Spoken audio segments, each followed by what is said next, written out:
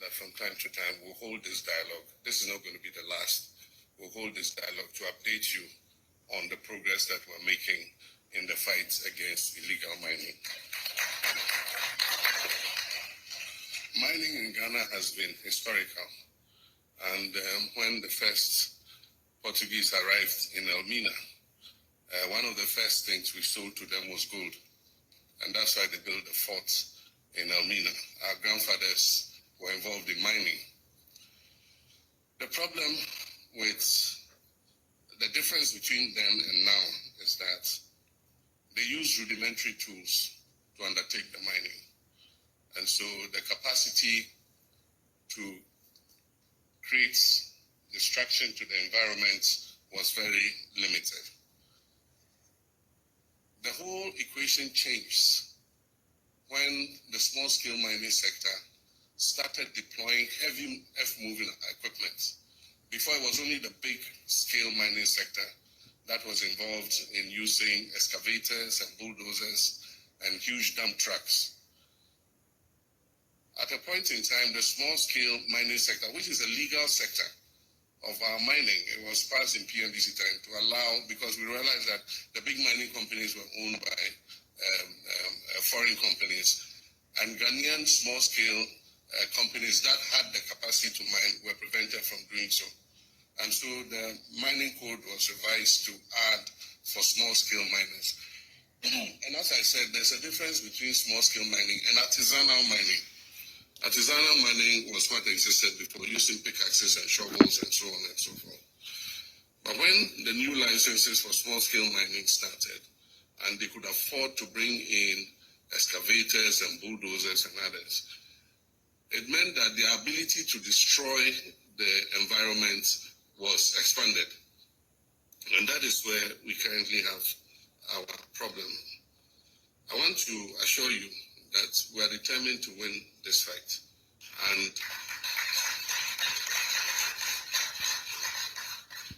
And your contributions, your criticisms, your pressure, putting fire under our feet does not have any problem.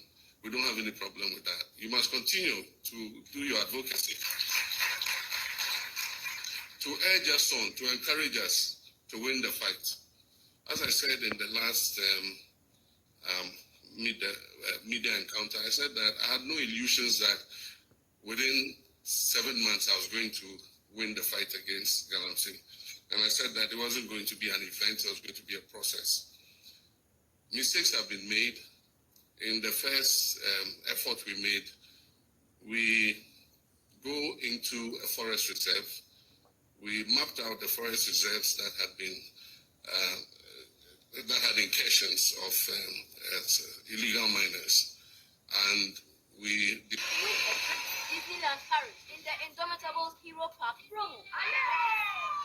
led some of the major forest reserves that were called no-go areas.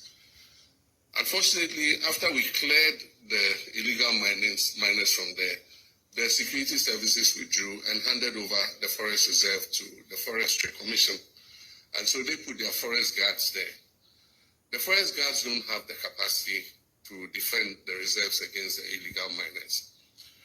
And so lessons learned were that in the next wave, with the formation of NIMOS, that we must deploy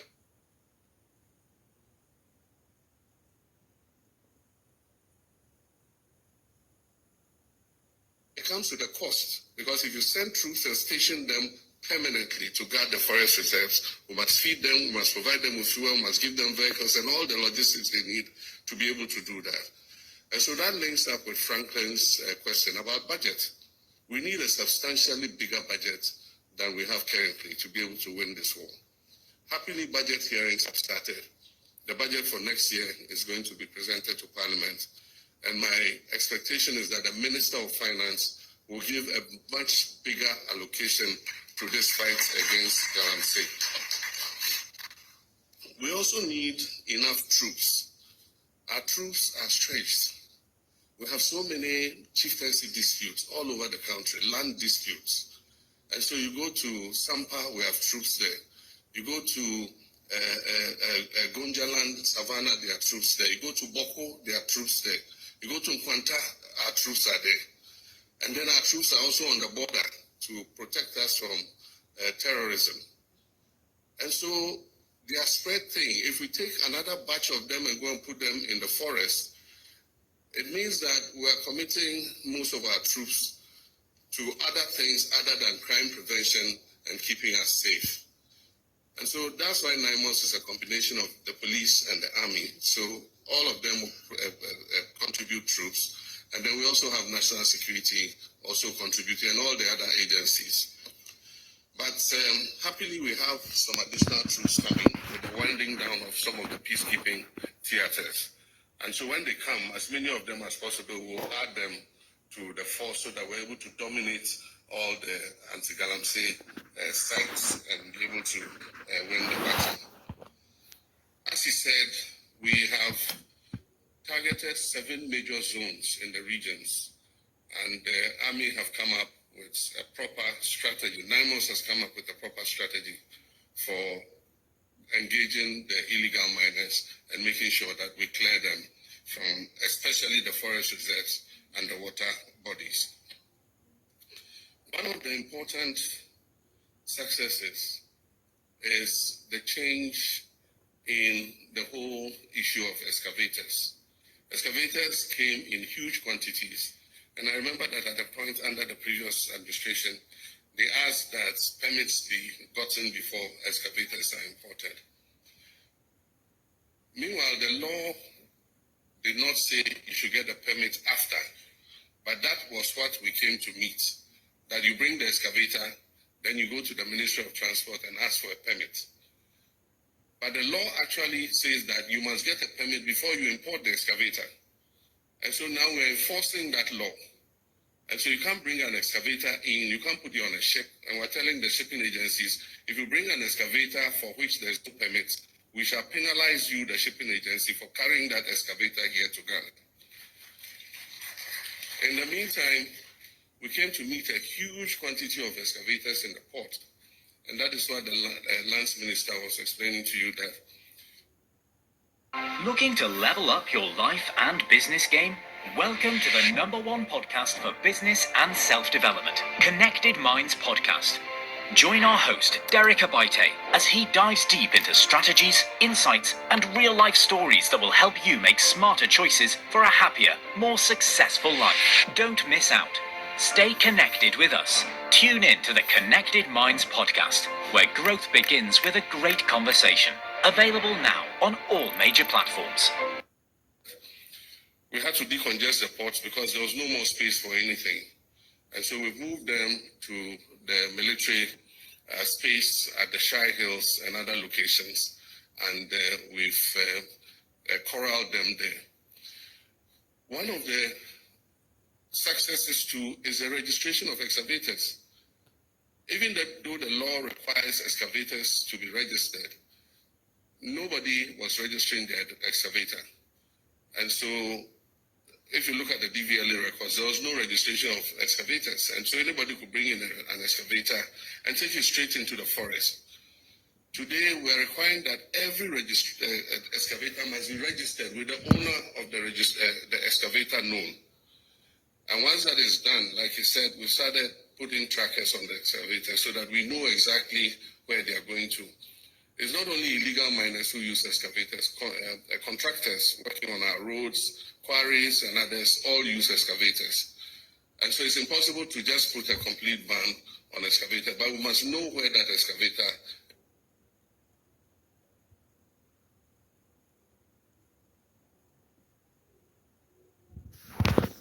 is being used for construction purposes. And so we now can hold the owners of excavators responsible if we find the excavator in a forest reserve or engaged in illegal mining. And so that's one of the advances that we have made. We started a geofencing policy where it makes it possible for us to know where every excavator is, so that if the excavator moves after where it was geofenced, then we can go and find out where did this excavator go and what is it doing where it has gone. And so that would help us. With regards to turbidity of the water, as the scientist said, it's just about, you can see physically with your eyes, what the turbidity of the water is. The thicker brown it is, the more coffee-like it is, the more polluted it is. The less it is, the less polluted it is. And so, like he said, we are scoring a few successes, especially on the Ankobra. I believe the minister chose the Ankobra to start because it flows through his constituency. And so there are some successes, but like he said, we still have the Pra, we have the Densu, we have the Birim, we have the Ofin and all of them. But that means that we must get more manpower. The Blue Water Guards have started work, and a lot of them are deployed on the Ankobra River. So far, we've recruited 1,000 of them. We pay them an allowance of, if you take away deductions and other taxes, of about 1,500 cedis a month. And so if we have 1,000 of them, and we pay about 1,500 a month, it means for a year, you're talking about roughly 18 million cedis. And that's for 1,000 of them. And so if we scale up, then it means that we need more money to employ more of them. But I endorse it because it gives them an alternative source of income. Because as they are fighting the pollution of our water bodies, they are also earning an income as a kind of alternative livelihood. And so that is something that we'll have to scale up. And so the Minister of Finance in doing the budget must make extra provision. We also have to start reclamation, because it's not enough to just stop them and drive them away and leave the land scarred the way it is. And so there are a few companies that have worked with the United Nations, and they have come up with some trees that help to regenerate the soil and can also take out toxins from the soil. If you've heard about the Green Sahelian Wall that the United Nations was sponsoring, some of the companies involved there have also come and tried those crops in areas that we want to reclaim. And they say that the tests are positive and they can work with us. But of course, we need to use these bulldozers and things we have recovered to level out the land before these vegetative, organisms are put in the land to be able to reclaim the land. So reclamation is one of the areas that we must look to. Happily, we should be able to get some support from green climate funds and a lot of these green funds to assist us in reclamation. But we must put our resources in first. The menace of illegal mining, and I've been trying to find out about best practice, and I found out that apparently we're not the only ones suffering. The high gold price is pushing a lot of people into gold, especially gold.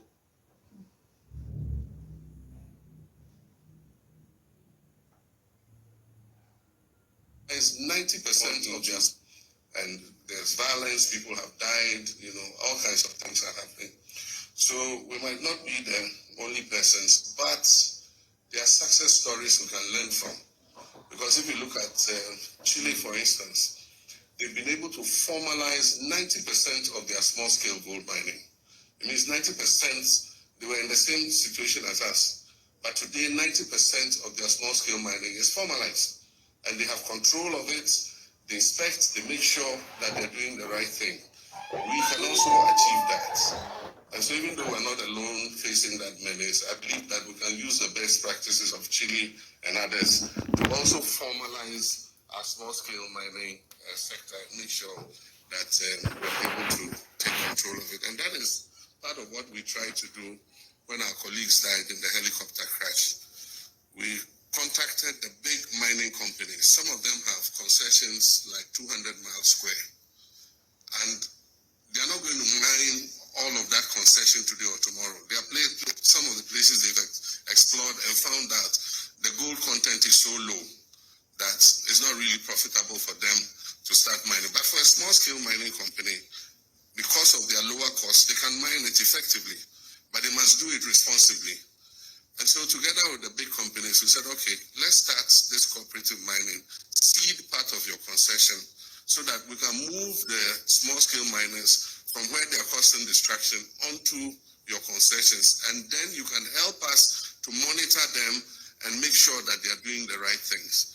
So that was what we were going to launch in Obuasi when the tragic accident